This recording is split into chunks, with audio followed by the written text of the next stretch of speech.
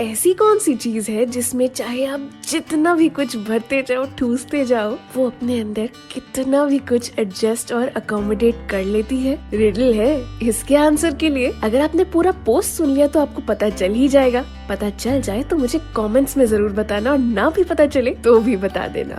Hello, नमस्कार, सत श्री अकाल, आदाब, सलाम वालेकुम, वणकम, मरहबा। आ गई हूँ मैं कृति आप सभी के साथ एक बार फिर से, और आज मैं आपके साथ शेयर करूंगी अपना मेट्रो ट्रेन का एक्सपीरियंस। अब हो सकता है ये आपसे सिमिलर हो, आपसे डिफरेंट हो, बट आई एम श्योर कि आप इससे रिलेट जरूर कर पाओगे। अब हुआ ऐसा कि कल सुबह मुझे किसी बहुत जरूरी काम से मेट्रो ट्रेन में जाना था, क्योंकि पीक आवर्स थे और रश का समय था, तो मुझे पता था कि बहुत ज्यादा रश मिलने वाला है। लेकिन जैसे ही मैं स्टेशन पे पहुंची, एक ट्रेन तो ऑलरेडी जाने के लिए वहाँ से रेडी थी, और वो भी इतनी खचाखच भरी हुई थी कि स्टेशन पर से ज्यादा लोग तो उसमें घुस नहीं पाए। दूसरी ट्रेन निकल गई, तीसरी ट्रेन निकल गई, चौथी ट्रेन निकल गई, भाई साहब पांचवी ट्रेन में जाके मुझे जगह मिली फाइनली। और अंदर भी जब घुसी तो नजारा ऐसा था कि अगर उसके दरवाजे ना होते ना तो शायद आपको पता ही है क्या होता। अंदर स्कोप सिर्फ सांस लेने का था, और उम्मीद बस इतनी सी कि अगले स्टेशन पर थोड़ी सी भीड़ हिलेगी तो जगह मिलेगी सांस लेने के लिए।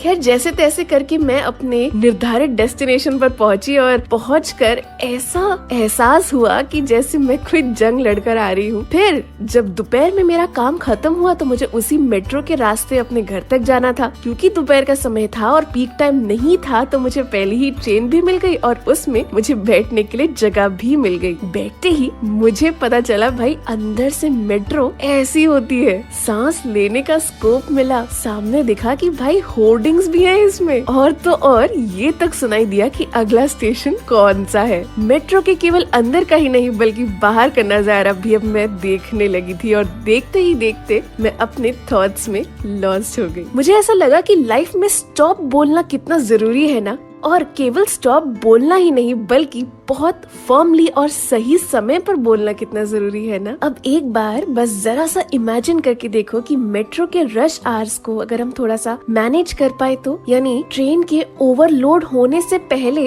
लोगों को अगर हम फर्मली थोड़ा सा स्टॉप कर दे तो अंदर घुसने से। आई नो ये लॉजिकल तो नहीं है, पर अगर थोड़ा सा भी हम ऐसे कर पाए तो मेट्रो का सफर भी बिना किसी सफर के निकल सकता है ना। अब एक बार थोड़ा सा इस सिनारियो को हम दूसरे नजरिए से देखने की कोशिश करते हैं। इमेजिन कीजिए ये जो मेट्रो है ये आपका माइंड है, और इसके अंदर चढ़ते उतरते लोगों की भीड़ ये आपके थॉट्स है। न केवल आपकी लाइफ से रिलेटेड बट दूसरों की लाइफ से रिलेटेड भी, क्योंकि हम दूसरों के प्रॉब्लम्स के बारे में भी सोचते ही रहते हैं। आपके थॉट्स, आपके बिलीव्स, आपकी टेंशंस, आपकी एंजाइटीज, आपके फियर्स, कितना कुछ अंदर चढ़ता उतरता रहता है। और इस मेट्रो के चालक हो आप खुद, जो यहाँ से वहाँ, एक स्टेशन से दूसरे, दूसरे से तीसरे, स्टार्ट से एंड, एंड से स्टार्ट पॉइंट तक बस सर्कल्स में ही घूमता रहता है, वो भी इस पूरी भीड़ के साथ। मेट्रो के तो फिर भी कोई रश आवर्स, पीक आवर्स होते हैं, लेकिन आपके दिमाग का कोई पीक आवर होता है क्या? वो तो बस जब चाहे जहाँ चाहे सोचता रहता है, इस भीड़ को लेकर, इस बर्डन को लेकर बस चलता रहता है, जिसे हम ओवर थिंकिंग कहते हैं। और तो और खुद की तो उलझी पड़ी है लाइफ, और दूसरों की सुलझाने में लगे रहते हैं हम। लेकिन हाँ, अगर आपके साथ भी यही सिनारियो है तो आपको एक बात बताती हूँ। साइकोलॉजी में एक चीज है जिसे हम कहते हैं थॉट स्टॉपिंग या थॉट सप्रेसिंग टेक्निक। अब इसके अंदर होता ये है कि जैसे ही आप ये रियलाइज कर लेते हो कि आपके अंदर डार्क थॉट्स की भीड़ चढ़ती ही जा रही है, आप बहुत फर्मली और बहुत लाउडली स्टॉप कहेंगे अपने थॉट्स को। ये आसान तो नहीं है पर डुएबल जरूर है। इनिशियली आपको बहुत मजाकिया लगेगा ये, बट अगर आप इसे रेगुलर प्रैक्टिस में ला पाए तो नेचुरली होने लगेगा। ये करना क्या है कि जैसे ही आपके अंदर डार्क थॉट्स या बहुत ज्यादा थॉट्स आने लगे, उसी मोमेंट पर आपको ये बात रियलाइज करते हुए कहना है स्टॉप। जैसे कभी कभी हम ओवर ईटिंग भी कर लेते हैं तो हमें हमारी मम्मी स्टॉप कहती है ना, ये ओवर थिंकिंग और डार्क थॉट्स बिल्कुल उसी जंक फूड की तरह है और उसी ओवर ईटिंग की तरह है जो हमारी बॉडी को खराब करती है। अगर ऐसी चीजें हमारी बॉडी को खराब करती हैं, तो क्या ओवर थिंकिंग और डार्क थॉट्स हमारी माइंड के डाइट के लिए हेल्दी है क्या? चलिए, शरीर को तो आप फिर भी स्वस्थ कर सकते हैं, फिट कर सकते हैं एक्सरसाइज करके, लेकिन माइंड की एक्सरसाइज करना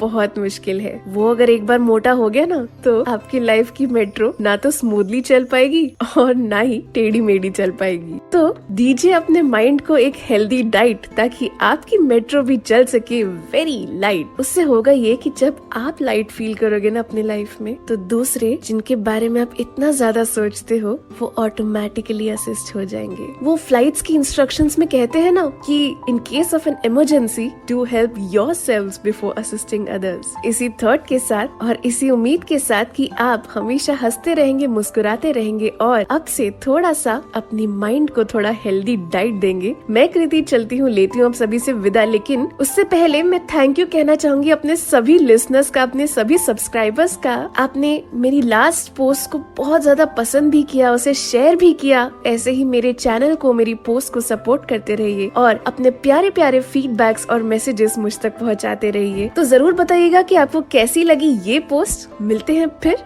अगले बार, तब तक के लिए अपने माइंड को भूखा मत रखिएगा। अब मुझे भूख लग रही है। Bye bye, take care.